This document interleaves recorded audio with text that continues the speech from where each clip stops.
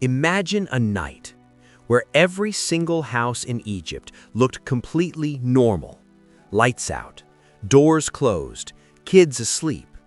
From the street, you couldn't tell one from another.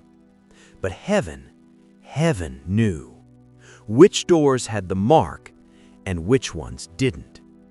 This wasn't just another night. This was the night blood decided destiny. The night fake gods got exposed and time itself got hit with a hard reset. Guys, this isn't only a Jewish festival. This isn't just a Bible story you read once and move on. This night changed forever how God chooses to deal with every single one of us. This is Passover. Let's go back a little. Before the lamb, before the blood on the door, before that cry that shattered Egypt at midnight. 400 years. 400 years of chains.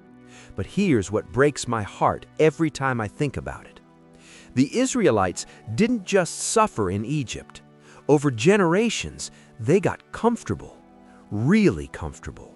They started dressing like Egyptians, talking like them, worshiping the same gods they worshiped. They forgot who they really were. So God wasn't just planning an escape. He was planning a divorce, a total separation. Because miracles can break iron chains, but only truth can break the chains in your soul. That's why Passover wasn't gentle. It was sharp. It was final. It hurt, but it healed. Now let's talk about those plagues. People think they were random disasters. No. Every single one was God looking straight at an Egyptian god and saying, "You're done." Nile turned to blood. Goodbye, Hapi, river god. Frogs everywhere. Hecate, frog goddess, humiliated. Darkness for 3 days. Ra, the sun god, powerless. And then the final one, death of the firstborn. That struck at Pharaoh himself, the one they called a living god. But pause right here with me. While Egypt was falling apart, the Israelites were watching, quietly watching. And God was teaching them something massive. I'm not one of these gods. I'm not even the best one. I am the only one. He was getting them ready because the real test was coming. And only the ones who listened, really listened, would live through it. Moses shows up to the elders. No big motivational speech, no hype, just precise words from God. Because when death is walking the streets at midnight, details matter. Life and death details. God says, pick a lamb, one per household. Not any animal, a male lamb, 1 year old, peak strength, full of life, without blemish, perfect. And here's the part that always gets me emotional. They had to bring that lamb into the house for days. Days. Kids running around with it, petting it, naming it maybe, laughing with it, getting attached.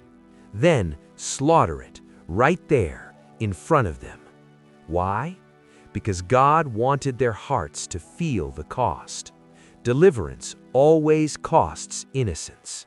Always. The blood. They kill the lamb inside, but the blood goes outside, on the doorposts, top and sides. Why outside? Because hidden blood saves nobody. God didn't say, when I see you believe. He said, when I see the blood, I will pass over you. But listen close. He actually said, when I pass through the land, and when I see the blood. The blood wasn't for God to find the house.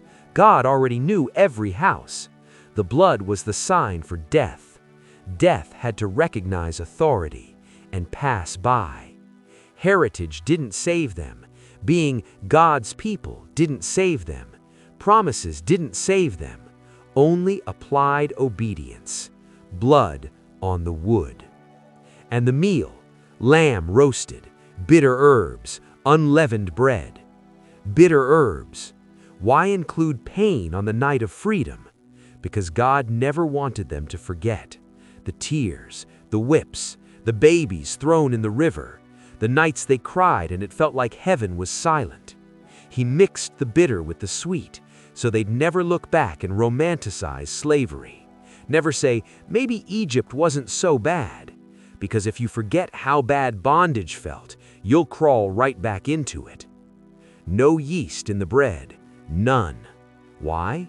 Yeast is pride, corruption, slow compromise, little sins that puff up over time.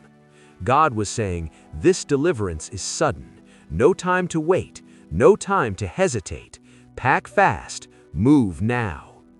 Some moves of God don't come with warnings, they come with go.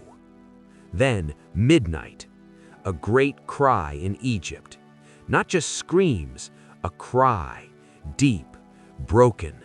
Mothers holding lifeless sons, fathers collapsing, Pharaoh's own palace filled with the sound of grief. And the hardest truth, when leaders harden their hearts against God, innocent people suffer.